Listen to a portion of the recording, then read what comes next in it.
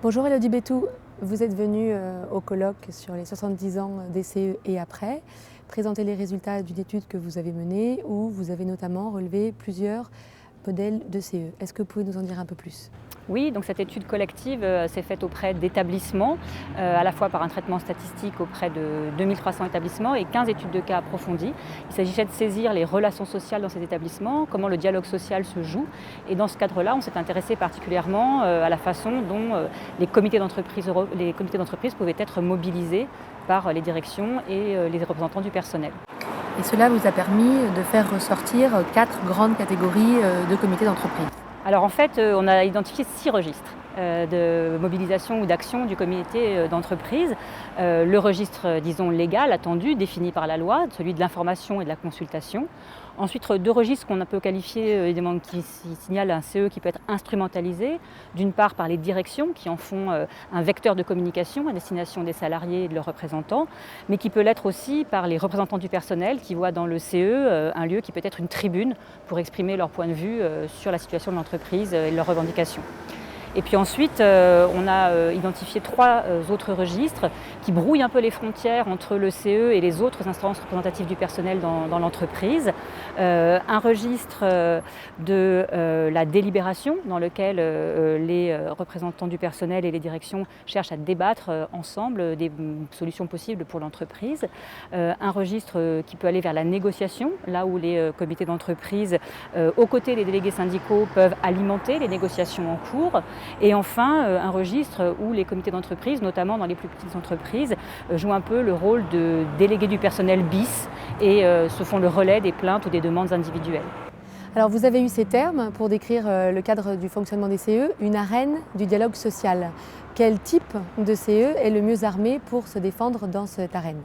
Oui, alors je trouve que cette expression d'arène du dialogue social est intéressante parce qu'elle rapproche 2 idées que parfois on cherche à opposer. La notion d'arène renvoie à quelque chose d'un peu plus conflictuel, l'idée d'une lutte où on va s'affronter.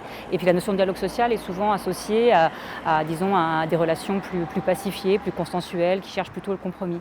Et je pense qu'en fait, c'est assez caractéristique de ce qu'est le dialogue social dans les entreprises aujourd'hui, c'est-à-dire que les représentants du personnel et les directions, à la fois, sont soucieux de trouver des solutions communes pour le bien-être et de l'entreprise et des salariés, et en même temps, évidemment, ne partagent pas les mêmes intérêts, les mêmes analyses. Et donc, on a cette tension permanente entre le dialogue, la recherche de solutions communes, mais en même temps, la volonté de faire valoir des revendications ou des analyses qui peuvent être divergentes.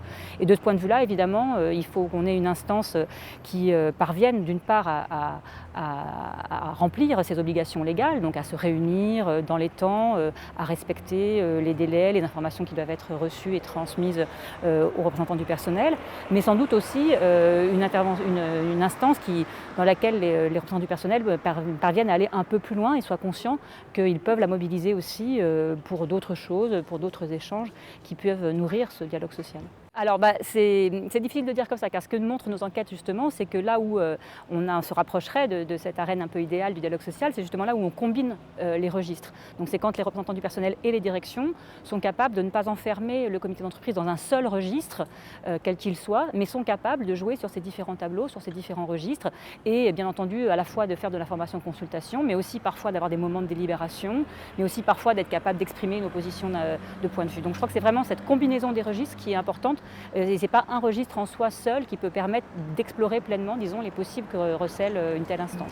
Il faudrait donc mener une étude conjointe avec les directions. Alors ça, c'est un point très important dans nos études. C'est vrai que parfois, on cloisonne. Il y a ceux qui étudient les conflits, ceux qui étudient la négociation, ceux qui étudient plutôt les acteurs syndicaux, ceux qui étudient plutôt les acteurs patronaux. Évidemment, si on parle de relations sociales dans l'entreprise, si on parle de dialogue social, il faut arriver à tenir ensemble ces différentes dimensions. Et la question, on a insisté sur le fait qu'on a un registre gestionnaire qui serait de plus en plus prégnant, mais ça veut dire qu'il faut aussi effectivement s'interroger auprès des acteurs patronaux, auprès des dirigeants d'établissements et d'entreprises pour comprendre d'où peut venir ce registre et dans quelle mesure il est vraiment prégnant ou pas.